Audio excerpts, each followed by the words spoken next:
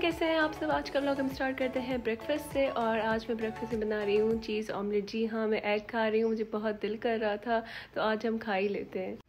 तो चीज़ ऑमलेट बनाने के लिए हमें एक एग चाहिए, उसमें हस्ब ज़रूरत आप सॉल्ट डालें, हाफ़ टी स्पून इसमें रेड चिली पाउडर डालें।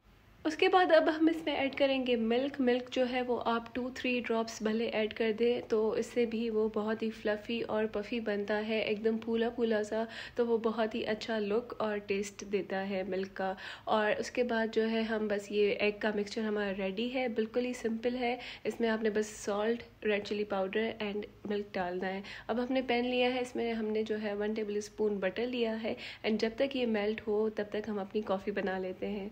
कॉफ़ी के लिए आपको चाहिए 2 टेबल स्पून कॉफ़ी। इसके बाद मैंने इसमें ऐड किया था स्टीविया स्वीटनर एंड देन इसको मैंने हॉट वाटर में मिक्स कर दिया था। तो आपको तो पता है ये कॉफ़ी मेरी हमेशा यही होती है। और इसके बाद मैं इसमें जो है 2 क्यूब आइस के डालूँगी, क्योंकि कोल्ड कॉफ़ी पीती हूँ, क्योंकि गर्मी बहुत है और जब से मैं यहाँ से नाश्ता बना रही हूँ तब से लाइट नहीं थी। एंड फिर हमने इसमें ऐड कर दिया नेस्विटा का मिल्क। नेस्विटा का मिल्क क्यों ऐड कर रही हूँ, क्योंकि इसमें कैल्शियम स्ट्रॉन्ग होती है और ये लो फैट मिल्क भी होता है, तो इसका मतलब ये है कि इसमें कैलोरीज भी कम होती हैं।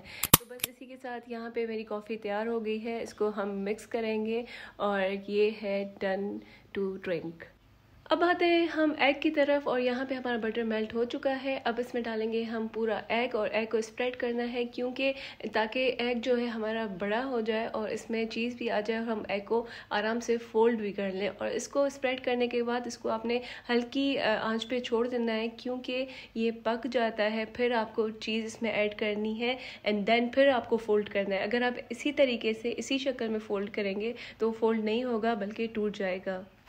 और बस देखिए यहाँ पे ये कुक हो रहा है और ये कुक हो चुका था तो मैंने इसमें चीज़ की स्लाइस ऐड कर दी थी। ये मोज़रेला चीज़ की स्लाइस थी, आप कोई भी चीज़ ऐड कर सकते हैं। अब आपको एग की सारी साइड्स जो है वो अलग करनी है, जैसे आपको दिख रहा है मैं कर रही हूँ। एंड उसके बाद आपको फोल्ड कर देना है चीज़ के ऊपर।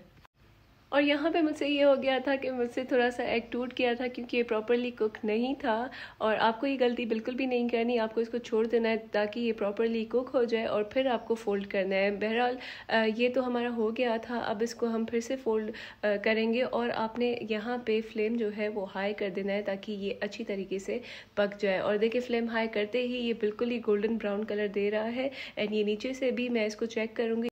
एंड फिर हम इसको डिश ऑफ कर देंगे प्लेट में। एंड देन जो है हम इसमें अपनी ब्रेड डालेंगे इसी बटर में जिस बटर में हमने एग को फ्राई किया था। फिर बस आपने उसी पैन में अच्छी तरीके से अपनी ब्रेड को टोस्ट करना है। और अगर आप एग वाले बटर में टोस्ट करेंगे तो ये बहुत ही अच्छा टेस्ट भी देती है और अच्छी तरह से टोस्ट हो भी जाती है। बस आपको इसकी साइड्स को कुक करना है, नरम करना है, जिस तरीके से आप देख रहे हैं मैं कर रही हूँ। इससे साइड्स बहुत ही अच्छी तरह से नरम हो जाती है और खाने में भी अच्छी लगती है। एंड देखिए यहाँ पे फिर हमारी लाइट चली गई थी। लाइट ने इतना तंग किया हुआ था, बारिश भी हुई थी लेकिन बारिश नेमत नहीं ज़हमत बन गई थी।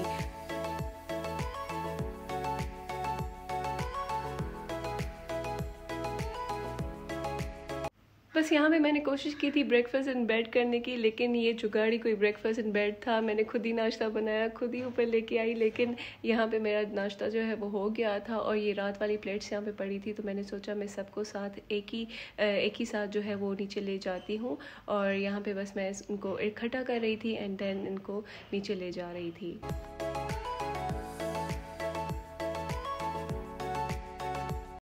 एक तो हमारे पास लाइट नहीं थी, ऊपर से कमरा और ये कंफर्ट जो फैला हुआ लग रहा था ना, मुझे सर पे चढ़ रहा था। तो मैंने कहा इनको मैं जल्दी जल्दी फोल्ड कर देती हूँ एंड उसके बाद जो है मुझे थोड़ा सा मे भी सुकून आएगा। और वाकई में मुझे इतना साफ़ सुथरा बेड दे के फिर भी सुकून आया था।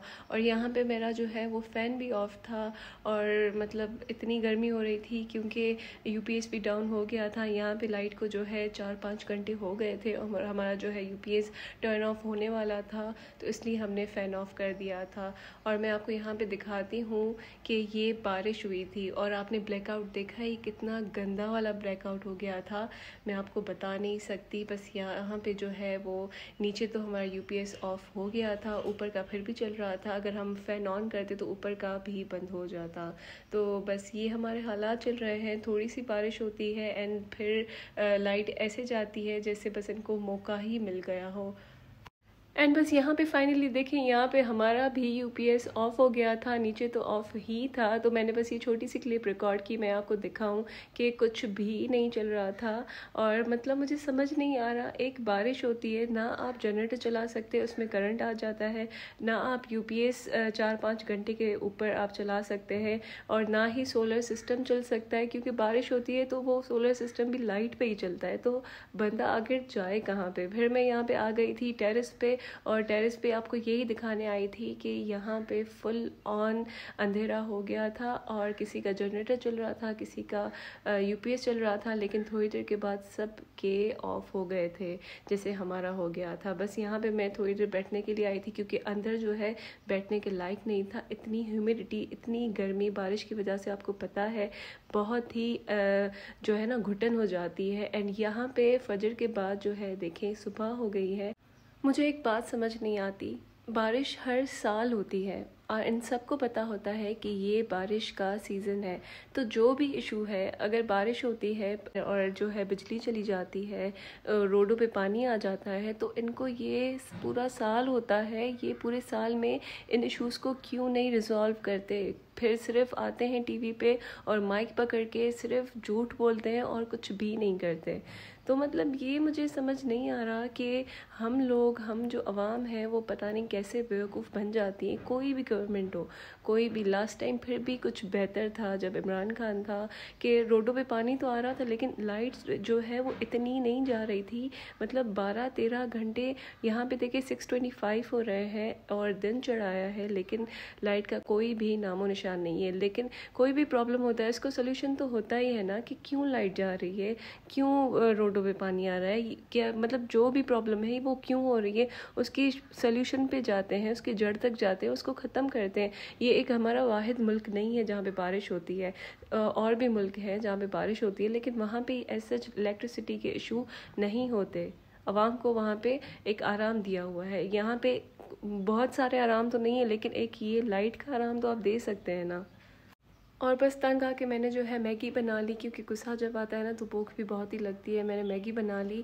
एंड मुझे आप एक ऑनेस्ट बात बताएं, बात यह है कि बारिश असल में रहमत होती है अल्लाह की तरफ से, लेकिन गवर्नमेंट ने रहमत को हमारे लिए ज़हमत बना लिया है। जो नेचुरल डिज़ास्टर होते हैं ना, वो एक नेचुरल डिज़ास्टर होते हैं, लेकिन ये नेचुरली रहमत अल्लाह की तरफ से हमें मिलती है, वो भी हमें ये आराम से नहीं लेने देते।